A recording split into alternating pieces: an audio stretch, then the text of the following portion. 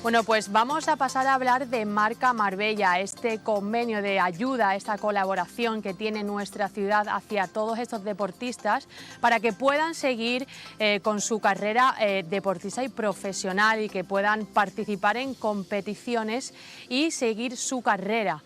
Esta vez vamos a hablar con Marta Mesa, la amazona marbellí, que el pasado 16 de agosto volvió a firmar este convenio de ayuda con la Delegación de Deportes del Ayuntamiento. Marta, bienvenida. Muchas gracias. Bueno, queríamos preguntarte, ¿qué supone para ti esta ayuda? Bueno, pues en primer lugar, la ayuda que me facilita Marca Marbella a nosotros nos ayuda a poder sufragar algunos de los gastos que tenemos con el tema de la hípica, ya que los gastos que tenemos son bastante elevados. Entonces, pues a lo mejor con la ayuda que nos da Marca Marbella se pueden poder financiar algunas competiciones o, por ejemplo, otras cosas que son también muy importantes, como puede ser el veterinario, fisioterapeutas, herradores, etcétera. Marta, ¿y este año, esta vez, de qué ayuda estamos hablando? Bueno, este año el Ayuntamiento nos ha ofrecido una ayuda financiera que asciende a una suma de 10.000 euros con IVA, en la cual pues será obviamente utilizada para la hípica y bueno, pues como he comentado antes, se utilizará para distintos medios. ¿Qué competiciones se te vienen ahora? Bueno, ahora tenemos 2 semanas un tour que hay en el Real Club de Pineda, en Sevilla. Es un concurso nacional de 4 estrellas, 4 y 5, que son las máximas categorías que hay, con lo cual estamos muy contentos y nos servirá para preparar el Campeonato de España que nos viene la segunda semana de octubre, que se realiza en las instalaciones de Sunshine Tour en Montemedio. Marta, esta vez no es la primera vez que recibes esta ayuda y que Marca Marbella está contigo. Bueno, este es el segundo año que renovamos con ellos, ojalá sean muchos más, pero la verdad que estoy muy contenta, sobre todo con el programa.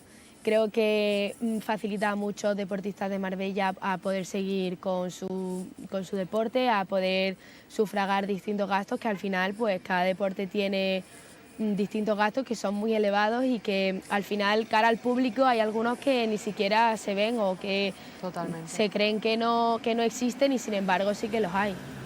Si no tuvieses tú esta ayuda, ¿cómo te encontrarías? ¿Te sería difícil seguir con esta? Bueno, yo también cuento con otro patrocinador que es Ancome Construcciones, el cual me ayuda bastante también a sufragar otro tipo de gastos.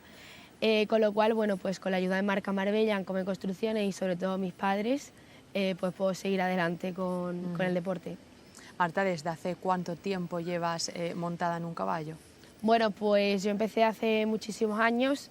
Creo que recordar que cuando empecé a montar fue con 5 años y bueno, a competir empecé con 7 u 8 y bueno, empecé con caballos de escuela y luego más tarde pues mi padre me compraron mi primer caballo, que sería pues cuando cumplí los 10 más o menos y pues desde ahí hasta ahora. Con 10 años ya tenías tu propio caballo. Sí. ¿Cómo es ser tan joven? Bueno, es que eras una niña y sí. Tener un caballo a tu responsabilidad. Sí, la verdad animal que como un caballo. La verdad que este deporte me ha aportado muchas cosas y entre ellas ha sido principalmente la responsabilidad, ¿no? Al final tienes un animal a tu cargo, hombre, con 10 años pues no te van a dejar sola a cuidar un animal, pero pues tienes... Hombre, yo tengo gente que me ayuda, yo tengo un señor que se dedica pues a darle de comer, a hacerle la cama, en fin, me ayuda, pero luego, por ejemplo, el hecho de lavarlo, cepillarlo, los cuidados los hago yo. Y la verdad que es algo que me ha aportado desde muy pequeña el tipo de responsabilidad que tiene todo ello. Marta, vamos a hacer una parada porque vamos a ver a Manuel Cardeña precisamente, vale. Que va a informar sobre el campeonato de voleibol y ahora seguimos contigo. Perfecto.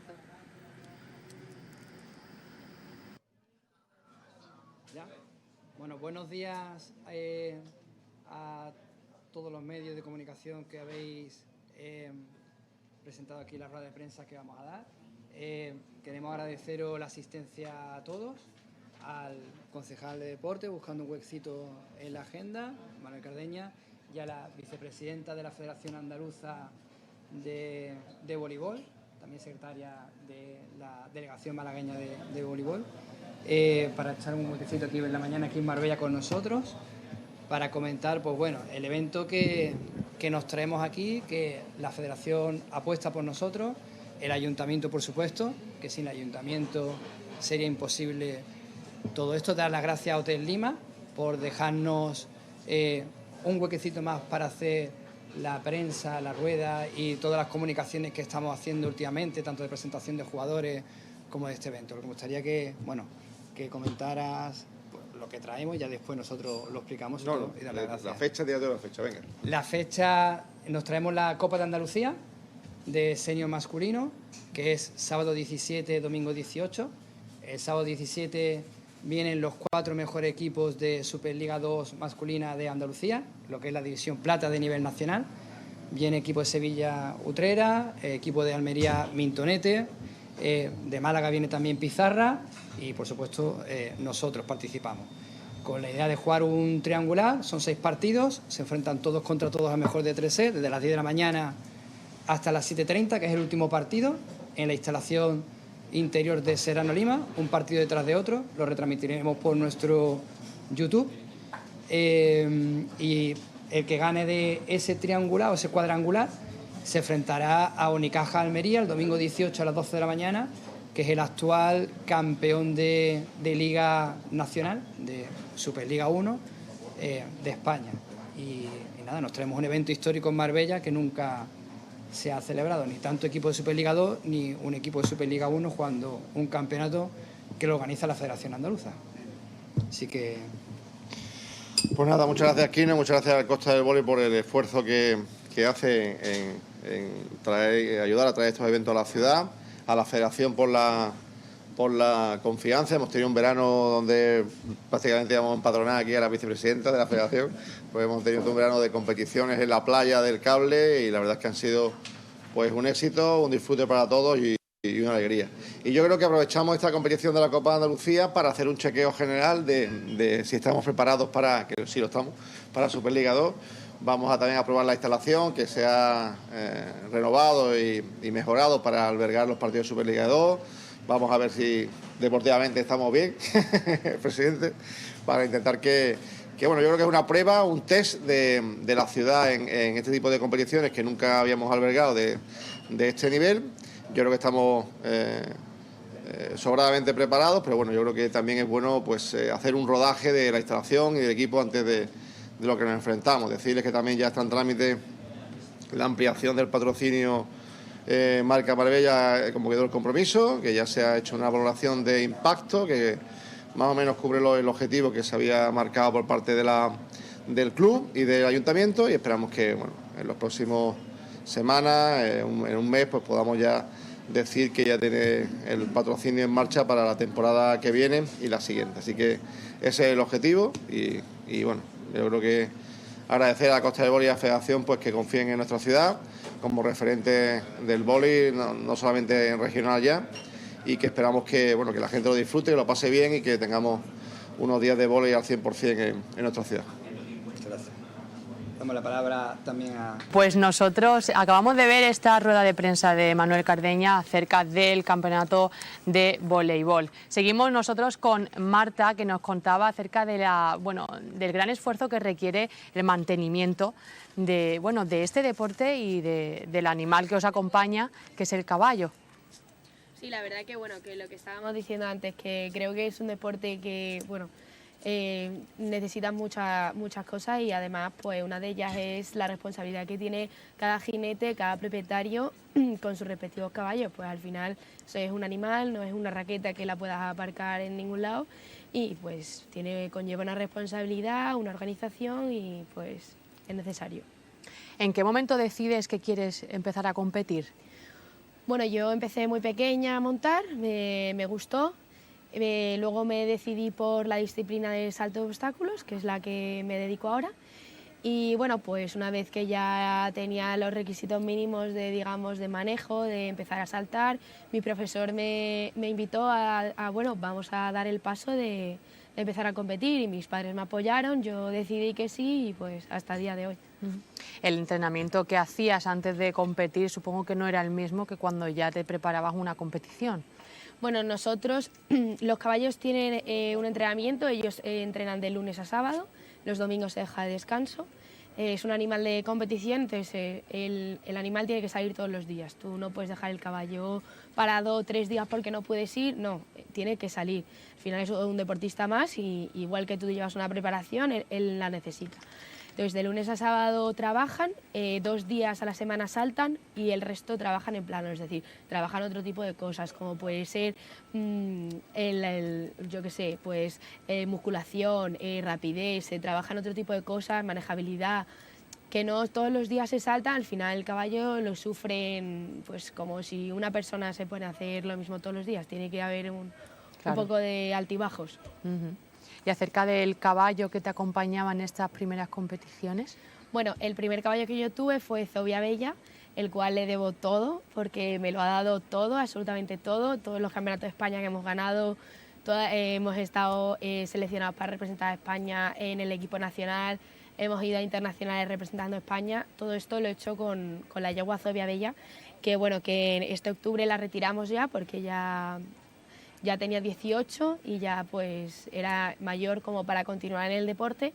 Y bueno, pues hemos tenido otro tipo de caballos, hemos tenido a Gainsbourg de C, que nos dio 3 años, también nos dio una medalla de bronce en el Campeonato de España, o sea que muy bien. Y ahora tenemos uno nuevo que se llama Watson de Trivera, ahora mismo solo tengo uno, y el cual pues estamos poco a poco pues haciéndonos a él e intentar volver a donde estábamos con la yegua. ¿Dónde practicas el salto de obstáculo? Pues yo tengo los caballos en el Club Hípico Raúl y Samuel Oliva y llevo allí desde que empecé y la verdad que estoy muy contenta, mis 2 profesores son magníficos y pues allí sigo hasta ahora. ¿Con qué dificultades te enfrentas cuando estás en contacto con un nuevo caballo o yegua? Bueno, ahora mismo estamos conociéndonos poco a poco, al final el caballo es un animal vivo y quieras o no, pues él piensa y también pues se asusta de un lado, se asusta del otro, ahora decide que no quiere saltar, tienes que estar preparado para todo, al final tienes que tener un tiempo de reacción bastante corto, puesto que pues él decide hacer una cosa y tú tienes que estar listo para prepararte y decir, no, oye, por aquí no, por aquí. Entonces, pues bueno, es un deporte que también requiere mucha concentración, requiere pues eso, que tengas una reacción a corto plazo y que sea además la adecuada, porque si no lo es, pues se va todo. También una compenetración entre Claro. el animal y tú, porque supongo que si tú tienes un mal día, él lo nota también. Claro, efectivamente, al final, por ejemplo, quieras o no, estás en una competición importante, tú estás nerviosa, el caballo lo siente y yo, por ejemplo, con la yegua, con Zobia Bella, que es con la que más he estado, por ejemplo, yo en los campeonatos yo estaba nerviosa y yo la notaba a ella que también estaba como, esto no es una competición normal y yo la notaba a ella que también estaba como nerviosa, como venga, vamos, entonces quieras o no, al final el animal poco a poco te va conociendo y tú lo vas conociendo a él y ya poco a poco sabes, oye, aquí el caballo me va a hacer esto, oye, aquí, entonces el nuevo pues tienes que saber en qué tipo de cosas te va a hacer todo eso, entonces es un poco de tiempo de adaptación de yo a él y él a mí. En cuanto a la posición que coges encima del caballo, ¿cómo es este proceso? Bueno, tú cuando te acercas al salto, obviamente el caballo no va a saltar solo, entonces tú tienes que mantener el contacto con las riendas, que haya un tipo de, como un muelle, entonces tú lo agarras, le aprietas la pierna, entonces él cuando va a llegar al salto, digamos, ese muelle se dispara, entonces salta, pues tú te posicionas un poco para favorecerlo a él a la hora de saltar, tú le cedes un poco la mano para que no le estés tirando de la boca y todo eso, y nada, en cuanto llegas a la recepción, pues otra vez a armar el caballo otra vez en ese tipo de muelle, así para que todo el mundo lo entienda, para que luego pueda volver a despegar. Y a la hora también de aterrizar es un momento también crítico, ¿no? Sí, o sea, tú a la hora de la recepción tienes que estar rápido para volver a armarlo, o sea, porque hay veces que tienes el salto aislado y te da tiempo a armarlo en un periodo de tiempo, a lo mejor de 15 segundos, de armarlo para el siguiente salto, pero a lo mejor en ese salto el siguiente te viene a 5 segundos. Tienes que tener un tiempo de reacción corto y tienes que volver a poner el caballo como lo tenías antes para poder volver a dar ese salto. Marta, y en cuanto a la montura, ¿cómo la importancia que tiene este elemento en el...? Bueno, la montura es un elemento importantísimo. Los caballos los llevamos con un sudadero, que es como una manta así, que es donde lleva la publicidad de Marc Marbella en Come Construcciones. Luego tenemos el salvacruz, que es un tipo de algodón un poco así más gordo, y luego la montura. Y todo esto se hace para que el caballo no sufra en el dorso ningún tipo de presión de más, porque al final tú vas montado encima y lo que no quieres es hacerle daño pues, en la columna vertebral y todo eso. Entonces lleva todo ese tipo de protección. Además la montura también lleva un grosor específico para que amortigüe con todo lo que lleva. Entonces el caballo pues nota el peso, pero no nota una presión en el dorso que le haga daño. Y además de qué cualidades físicas requeréis vosotros para la hípica, y también para la competición. Bueno, obviamente pues tienes que estar atlético para poder, como en todos los deportes, tienes que estar para poder realizar un deporte. Luego además el peso influye, o sea, no es lo mismo que el caballo lleve 80 kilos encima que lleve 60. Entonces, quieras que no, influye. Y sobre todo, bueno, las piernas las tienes que tener muy fuertes porque a la hora de agarrarte es importante. Y luego también los bíceps y los brazos te los tienes que tener fuerte a la hora de que el caballo, si quiere salirse corriendo, que tú puedas agarrarlo y traerlo a ti. Entonces, bueno, un poco de todo, ¿no? De tener fuerza en todos lados. ¿Y tú personalmente qué tipo de entrenamiento llevas? Bueno, yo voy al gimnasio, no voy todos los días porque por tema de estudios y tal, pues tengo que organizarme como puedo, porque al final llevo los caballos, los estudios, el gimnasio, todo hacia adelante. Entonces, bueno, suelo ir 3 veces a la semana al gimnasio y, bueno, pues hago un poco de todo. Pues corro, hago máquinas, otros días entreno con alguien y me ayuda a hacer ejercicios. Poco a poco, pues compaginamos todo así. Marta, y el cuidado del animal acerca del veterinario es algo que, bueno, que es bastante regular en ese sentido, ¿no? Sí, o sea, el veterinario, bueno, para empezar es un coste muy elevado. El veterinario que tengo yo es Manuel Parache, que viene desde Madrid precisamente a ver los caballos, con lo cual pues es un coste bastante elevado. Y bueno, Manuel viene a verme los caballos como mínimo 3 o 4 veces al año. En caso de que lo necesite, porque hay una competición de alto nivel o una competición que tengamos que preparar el caballo en sentido de, oye, vamos a mirarlo a ver si necesita infiltrarlo en algún lado, si nota molestia en algún lado para quitársela. Trabajamos también junto con fisioterapeutas, o sea que el caballo también tiene un fisio que pues, le duele aquí, vamos a quitarle el dolor de aquí, le duele no sé dónde, o a lo mejor está un poco cargado, pues también. Y luego, pues bueno, Manuel viene 4 o 5 veces al año, por ejemplo, ahora la semana que viene porque para preparar estos 3 concursos que te he dicho, pues infiltrará el caballo en las partes que necesite, mirará si tiene alguna molestia en algún lado para quitársela. Entonces, bueno, al final es un trabajo de equipo de todo el mundo para que el animal esté bien. ¿Alguna competición, algún momento que recuerdes con especial cariño? Bueno, el primer campeonato de España que gané, obviamente lo recuerdo como si fuera ayer.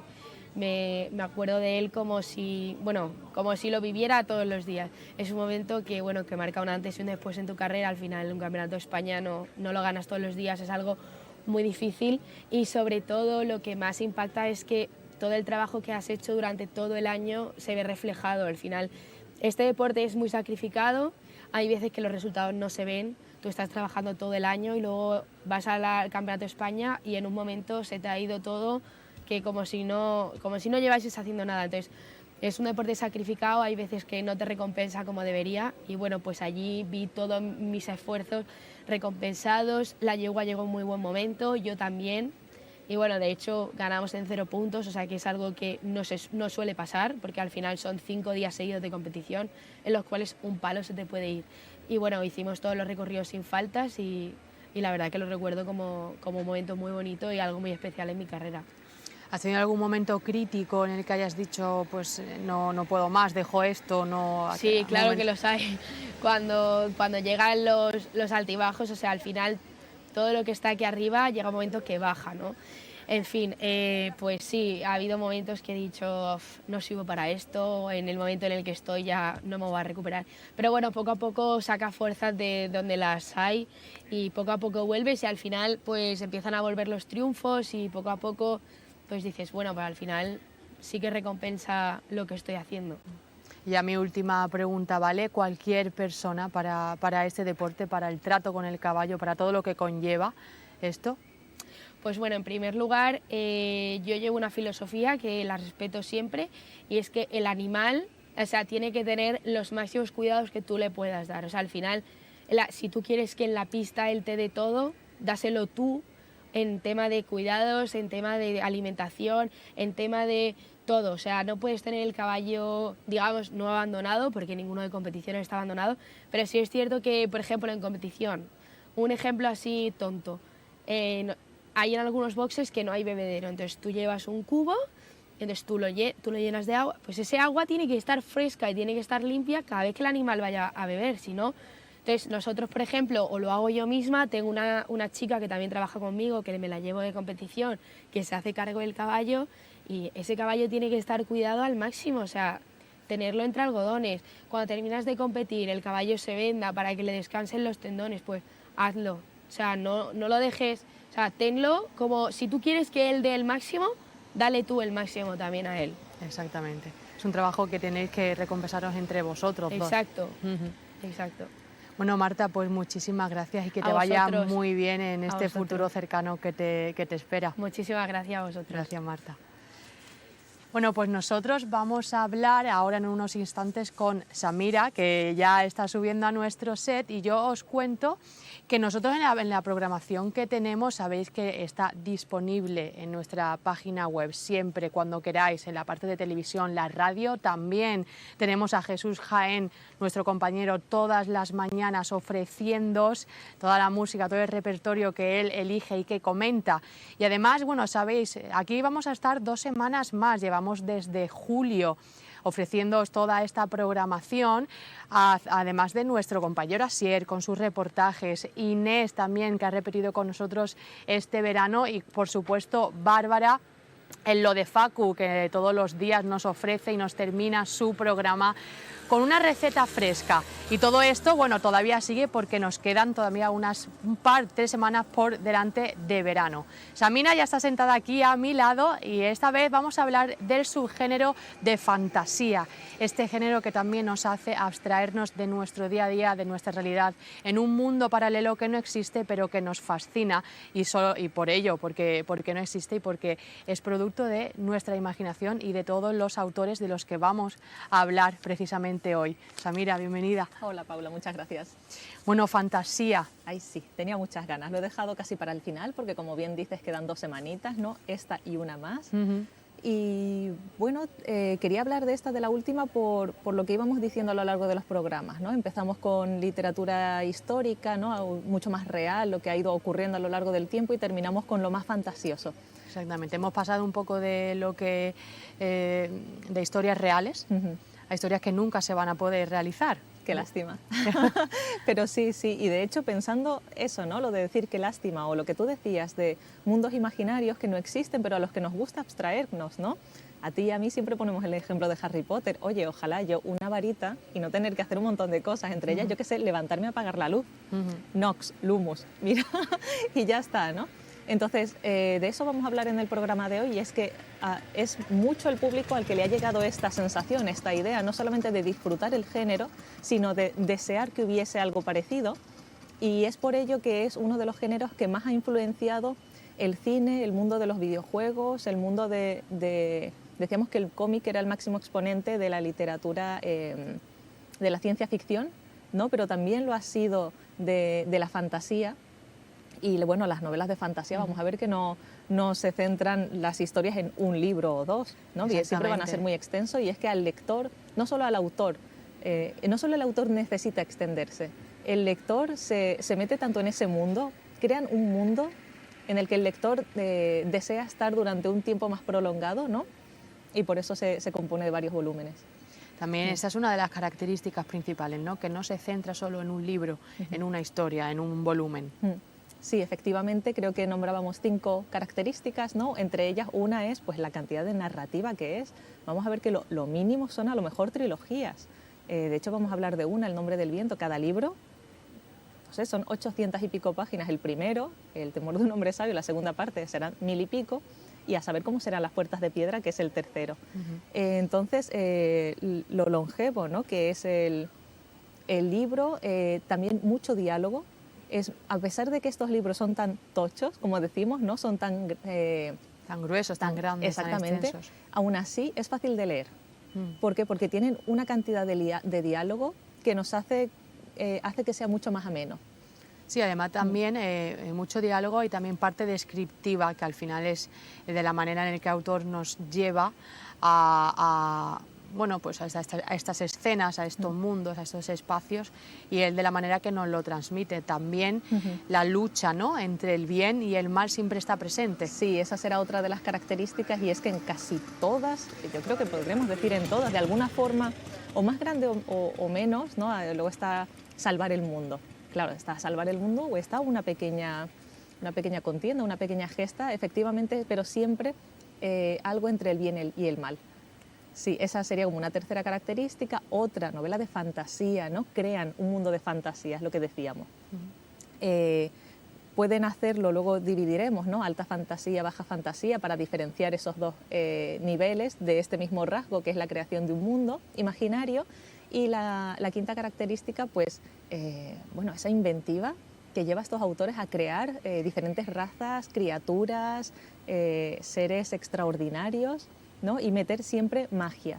Es algo que nos llama siempre mucho la atención, y esas son las 5 características de la novela de fantasía. Vamos a ver las distintas como niveles, ¿no?, de fantasía. Sí, porque la fantasía se puede dividir, ¿no?, en muchas ramas. Pero vamos a coger aquí solamente 2, también por el tiempo que tenemos, porque si no estaríamos aquí el día entero. Pero está alta fantasía y baja fantasía. No decir baja fantasía no es degradar el género, no es decir que está por debajo en absoluto, es simplemente la forma que se ha elegido para dividir, pues, 2 tipos de narrativa de fantasía. La alta fantasía será aquella en la que el autor crea un mundo en el que todos los hechos, esa magia, esas criaturas y todo se desarrollan en un mundo que no existe, al que no podemos acceder. Por ejemplo, Narnia, ¿no?, que C.S. Lewis crea Narnia y todo ocurrirá en Narnia. J.R.R. Tolkien, ¿no? Tolkien va a crear, bueno, un mundo entero. Los hechos se desarrollan en la Tierra Media y crea hobbits, elfos, ¿no?, trasgos, duendes, un montón de seres de fantasía. Entonces eso sería la alta fantasía. Y lo que es baja fantasía podría ser, por ejemplo, Harry Potter, porque esa magia, todos esos seres, ¿no?, los centauros o esas sirenas que están en el lago de Hogwarts y todo eso, están en nuestra realidad, ¿no? De hecho, ya cuando vamos leyendo un poquito más, esto no es spoiler porque Harry Potter ya tiene mucho tiempo, ¿no?, pero por allá por la 5ª película, ¿no?, digo la película porque el libro es más extenso, empieza como con un ataque en Londres, pero en el Londres que conocemos, que podemos ver cuando vemos imágenes o las noticias. Y sin embargo la gente, los muggles, no saben que se debe a un ataque mágico. Entonces ahí vemos que toda esta magia, toda esta inventiva, esta creatividad de la autora, de Rowling, es en nuestro mundo.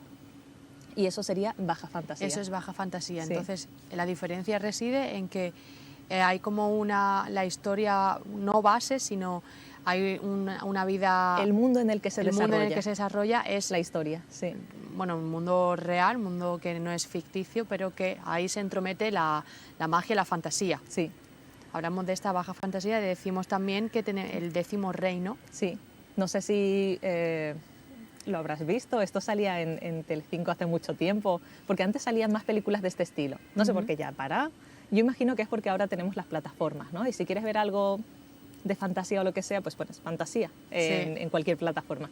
Pero antes, bueno, esta era una miniserie y era muy divertida. Lo recomiendo a todo el mundo que la pueda ver, pero está basada en unos libros. Y en ese caso, pues es una chica de Nueva York en la que a través de unos portales viaja a otro mundo, pero siempre va a estar como yendo, queriendo volver, etcétera, etcétera. Entonces no se va a desligar mucho de nuestra realidad y por eso va a ser baja fantasía también. Samira, ¿cuándo surge este subgénero? Claro, ¿cuándo surge? Es lo que decíamos con todo. Nos repetimos no hay mucho. Momento, no, claro, pero... Exactamente. Sí que hay un momento en el que dice que nace como género literario per se, ¿no?, como lo estamos explicando ahora con todas estas características, pero podemos encontrar ejemplos en El cantar de los Nibelungos, ¿no?, estas historias que tienen cientos de años, o Beowulf, o por ejemplo antecedentes podrían ser los cuentos de hadas, en los que efectivamente hay duendes, o sea, ya hay este tipo de criaturas de fantasía ¿no? También hay hadas, en los cuentos de hadas, y bueno, también en otro tipo de historias que serán como una especie de antecedente o que puede nutrir este género. Pero como tal surge a finales del siglo XVIII, ¿no? Principios del siglo XIX, con el movimiento cultural del romanticismo, porque es una reacción a la revolución industrial. Exactamente, hablábamos Sí. también de algo así, de este momento, con, bueno, pues con la ciencia ficción, en el momento en el que en esa revolución industrial pues se da prioridad a otros, bueno, pues a otros aspectos de la vida como es pues la amistad, el amor, los sentimientos. Efectivamente. Entonces, claro, en este sentido la ciencia ficción se nutre, ¿no? de esta revolución industrial para pensar de qué seremos capaces. Y sin embargo, en el romanticismo que da pie a esta novela de fantasía, dice, se está acabando con la naturaleza, porque al final la industrialización, quieras o no, hace eso, ¿no? Entonces saca a la gente del campo, de lo verde, lo lleva a las ciudades, la ciudad se masifica, bueno, todo lo que sabemos que conlleva todo esto, ¿no? Entonces es pues eso, está en contra de las consecuencias de la revolución industrial y da prioridad a lo que tú has dicho, a los sentimientos, a la vida, a la naturaleza, al ser humano en sí, como ser pensante y sintiente. Obras referentes. Entramos en obras referentes. Serían muchas, pero vamos a hablar de la más referente de todas, ¿no? El Señor de los Anillos. Decimos El Señor de los Anillos, pero bueno, bien podríamos decir El Hobbit, ¿no? Que es la primera historia que crea Tolkien. Pero bueno, vamos a decir El Señor de los Anillos, que es lo que todos tenemos más en mente. Y es que en esta obra se juntan todas las características que hemos dicho de la novela de fantasía. Y no solamente eso, es que Tolkien va mucho más allá, crea mitología dentro de su mito, dentro de su historia. Empieza desde el nacimiento del mundo, crea una divinidad, Ilúvatar, ¿no? Que es el que crea el mundo, y a partir de ahí se va generando pues los diferentes lugares, crea idiomas. Bueno, Tolkien fue profesor, ¿no? en Inglaterra, y él pues era un amante de las lenguas y de las culturas y todo eso, y entonces él crearía todo esto para su propio universo, para su propio mundo. Yo, de hecho, debo confesar que tuve un libro, diccionario de élfico, de Quenya, y bueno, obviamente no lo aprendí nunca porque con quién lo iba a hablar, pero Claro. me hacía muchísima ilusión aprender palabritas y todo eso. Y Claro, entonces, es que estos universos que se crean, sí. Samira, pues da pie también para que exista otro tipo de contenido como es un diccionario élfico. Por ejemplo, sí, sí. Y hay mucha gente que lo habla. Y muchas, estamos diciendo, miles de personas. O sea, en todo el mundo es poco, ¿no? Por ejemplo, en Harry Potter, ¿cómo se llama el idioma que aparece de las serpientes? Parcel.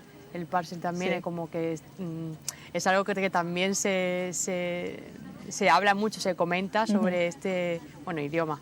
Hablamos de esto en Harry Potter. Bueno, por supuesto, hay personas que se apasionan con algo y que ven una gran relevancia en ello y desde luego la tienen, ¿no? Y se dedican a estudiar todas estas cosas.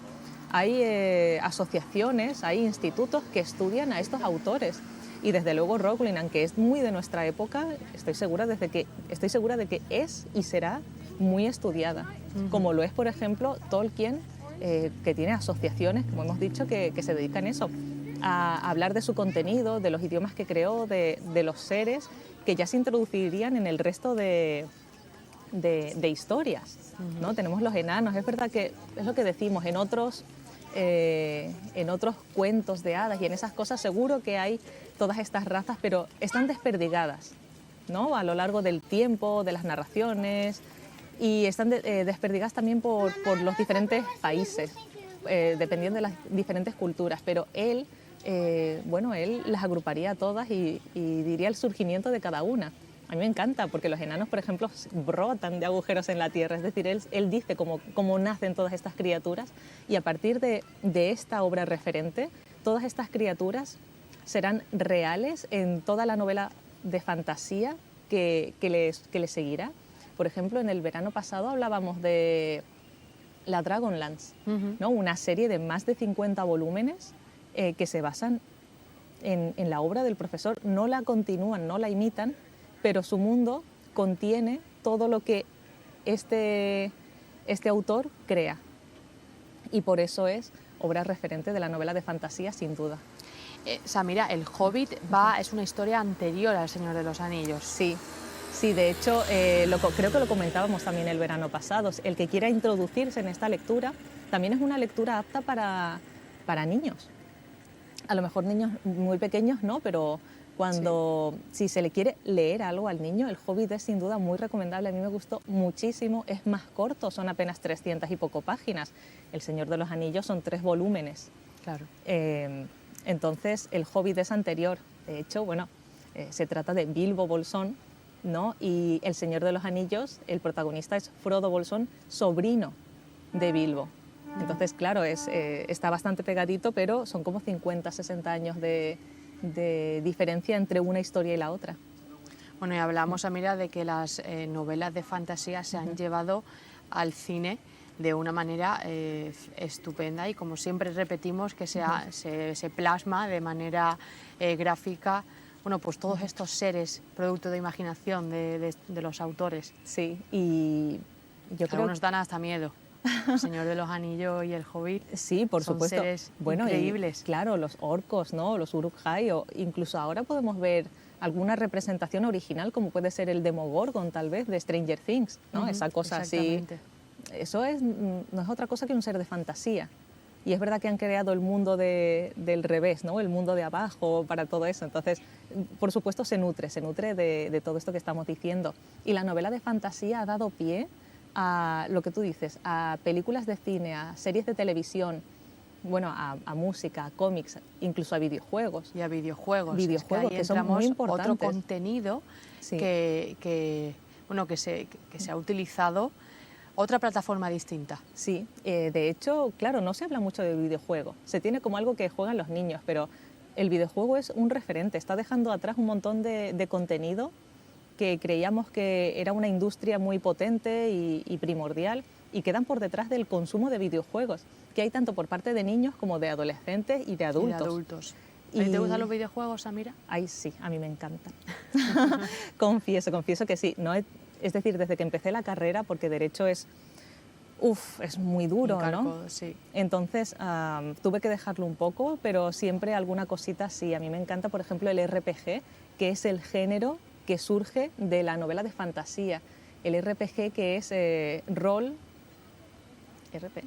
play game. Es decir, son esos juegos... Role play game. Sí, como decir, no sé, un Final Fantasy. Está tu héroe, está el héroe con su espada, que tiene que ir matando bichos, subiendo de nivel y luchando contra un monstruo final que está,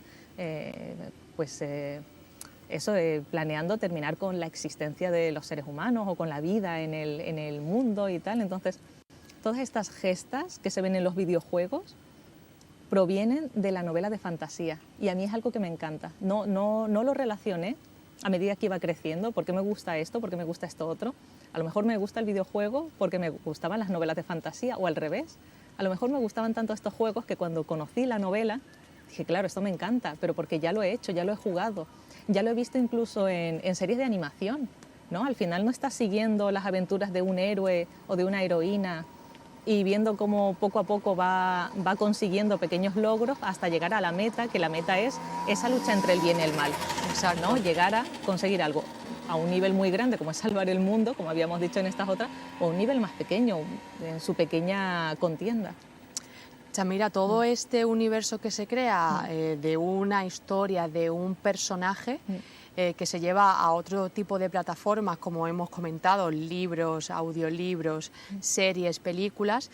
Todo esto tiene el concepto de narrativa transmedia. No sé si está familiarizada con este término, pero al final lo que consigue es que el espectador pueda conocer la historia de manera distinta, y que cuanto más conozcas o de donde consigas o te nutras de esa información, más familiarizado y más dentro vas a estar del mundo. Y eso me parece magnífico. Con Harry Potter pasa, incluso hay blogs en el que personajes se amplían más en su descripción, en su historia. Los videojuegos, si se sigue la historia por otro lado o de un personaje alterno. Entonces, esto, pues que el concepto de la transmedia es todo realmente lo que llevamos hablando hasta el día de hoy. Sí, y desde luego estoy de acuerdo contigo en que este es el género que resulta ser el máximo exponente de lo que estás comentando, de la transmedia. Porque hablábamos también el verano pasado de Dot Hack, hablaba que hay una parte de videojuego que es la historia base, pero si quieres leer los libros, sabrás más de los protagonistas o del coprotagonista o de aquel personaje que apareció en cualquier momento. Si ves la serie de animación, sabrás otras cosas. Si juegas... Luego hacen una serie del villano o del antagonista o de... Cuanto más contenido consumas, más vas a saber de la historia en sí, hasta aburrirte prácticamente. Hablamos del diccionario, en Harry Potter igual, hay un diccionario de toda la terminología que se usa en el mundo de Hogwarts. Claro, o los hechizos, por ejemplo. Es decir, te puede bastar con leer la historia, pero si quieres, puedes ampliar ese mundo. Al final el autor ha creado un mundo y no se cierra solamente o difícilmente se cierra únicamente en la historia, ¿no? En la saga básica, ¿no? En el lore, como se dice, sino que puedes nutrirte, lo que tú dices, puedes consumir mucho más de ese mundo a través de otras plataformas y de otras experiencias. Y además hay por ejemplo, en Harry Potter hay una parte en el que el consumidor de esta historia también ha tenido derecho a crear su propio personaje o a incluso seguir la historia de otros personajes y algunos de ellos se han dado a conocer oficialmente dentro de la historia, o sea que también ha tenido su papel el espectador o el lector en este sentido. O sea que se crea un universo bastante, pues infinito. Desde luego, un ejemplo por supuesto es Harry Potter, y luego surgiría Animales Fantásticos y dónde encontrarlos. Exactamente. Y ahora, por ejemplo, acaba de anunciarse, ¿no?, que va a salir dentro de poco Hogwarts Legacy, que es el juego por ejemplo, no de Harry Potter, sino de Hogwarts, porque se desarrolla años antes que todos los acontecimientos que conocemos, pero entonces nos nutre más de cómo era Hogwarts antes de los sucesos de Voldemort y Harry Potter. Entonces, es lo que tú dices, aumenta mucho más el tamaño de ese pequeño universo. Sí. Bueno, Samira, pues vamos a pasar a novelas actuales. Sí. Para ir terminando. Sí, tendría que haber hablado, pero es que ahora vamos a hablar de 3 obras. Pero es que hay una que es que habría consumido todo, y no solamente una obra, por así decirlo, es que está muy en auge Brandon Sanderson, es un autor, no sé si conoces La Rueda del Tiempo, o te suena, creo que hicieron una serie de televisión, o se intentó, creo que se quedó en la primera o segunda temporada, no continuó más. De momento suma 14 volúmenes. 14 volúmenes y no de una extensión normalita, o sea, es una barbaridad y todavía no está conclusa. Es decir, todavía no ha terminado. Exactamente. O si no, tenemos a Martin, ¿no?, el de Juego de Tronos. ¿Cuántos volúmenes son? Y son así. Todos estos autores son autores de fantasía. Y es que hay muchísimos muy relevantes. Vamos a hablar aquí de 3, porque pero solamente sí, podemos hablar de 3, pero para el que le interese este género... Tiene un mundo que descubrir. Totalmente. Sí, sí. Empezaremos aquí con... Bueno, he querido nombrar también algunas que sean conocidas, claro, ¿no? Porque muchas personas a lo mejor no han leído, ¿no?, porque para eso estamos aquí, para animar a las personas a que lean, pero sí han escuchado a lo mejor The Witcher. Sí. The Witcher, lo habrán escuchado a lo mejor por el videojuego, o a lo mejor por la serie de televisión, o a lo mejor por las películas, a lo mejor por lo que sea. Pues The Witcher está basado en las novelas de un autor polaco, cuyo nombre no puedo pronunciar porque no sé, no sé, pero bueno, la cuestión es que se empieza a publicar a partir de 1980 y se llama en realidad la saga de Geralt de Rivia, ¿no? Geralt de Rivia es el protagonista y bueno, él es un brujo cuya misión, bueno, en su saga los brujos son cazadores de monstruos. Entonces aquí vemos, por ejemplo, que esto sería alta fantasía, porque están en un mundo imaginario, no es nuestra realidad en absoluto, ¿no? Y hay magia, hay otras criaturas, hay elfos, duendes, trasgos, etc. Y bueno, Geralt de Rivia tiene la misión de ir cazando todos estos diferentes monstruos, pero bueno, irá encontrando excepciones y todas esas cositas que hacen a la novela especial y que hacen que se salga de de la historia tal vez, ¿no? Porque te marcan un camino y dices, bueno, si yo ya sé cuál es su misión y supuestamente esto tiene que terminar bien, ¿para qué? ¿No? Pero bueno, ahí está todo el contenido. Geralt de Rivia, que está bastante bien. De momento creo que son 10 volúmenes, así que bueno, ahí hay bastante contenido. Sí. El nombre del viento. El nombre del viento. Me encantó, lo descubrí en la Feria del Libro y solamente por la portada. Vi la portada y dije, uy, ¿esto qué es? Y el nombre del viento, ¿no? El título del libro, el nombre del viento. Digo, uy, qué curioso. Sí, sí. Oye, de las mejores obras de novelas de fantasía que he leído. También, ¿qué ocurre? Esto lo anoto ahí porque es muy relevante. La gente tiene que entender que cada obra está escrita para el público de esa época. A veces muchas personas dicen, uy, es que no consigo conectar con los clásicos del siglo tal, o no, es que no consigo leer El Quijote. Y claro que no. Es que son obras que están escritas para personas de esa época. A nosotros nos cuesta mucho y a veces tenemos que hacer un esfuerzo muy grande. A veces nos gusta, ¿no? Como es mi caso, o a veces no todo, a lo mejor te gusta la literatura de esta época o la literatura de autores rusos por cómo piensan o la literatura tal. Entonces, bueno, eso lo tenemos que tener en cuenta y por qué todas estas obras son muy sencillas de leer. La novela de ciencia ficción y de fantasía es muy nueva, es muy actual, entonces las he querido dejar para lo último también porque van a ser las obras más fáciles de leer para todo el mundo. Claro. Sí. Y ya terminamos con Memorias de Idún. Memorias de Idún, sí, de Laura Gallego. Terminamos con una autora española y bueno, que ha cosechado muchísimo éxito, no solamente en España, porque desde luego que aquí es súper reconocida, sino también internacionalmente, también en el mundo de Latinoamérica tiene un gran reconocimiento y bueno, se ha traducido su obra y las series de televisión y los juegos que se hacen alrededor de sus obras a diferentes idiomas europeos y de fuera de Europa. Así que estamos muy contentas por ese lado y desde luego merece ser nombrada y renombrada. De los que vamos a hablar, porque ha escrito bastante, pero hablamos de Memorias de Idún, ¿no? Es una trilogía, 3 libros en las que bueno, hay unos protagonistas,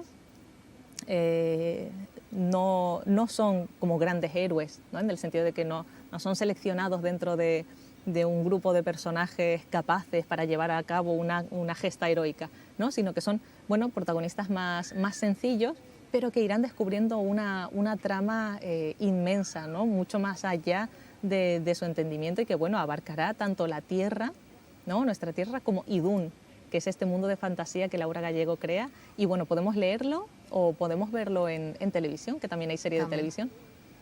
Pues Samira, tenemos que terminar. Muchísimas gracias por adentrarnos un poquito en este maravilloso subgénero como es la fantasía. Gracias, Paula. Gracias. Nosotros nos vamos a publicidad, pero no os mováis porque volvemos enseguida.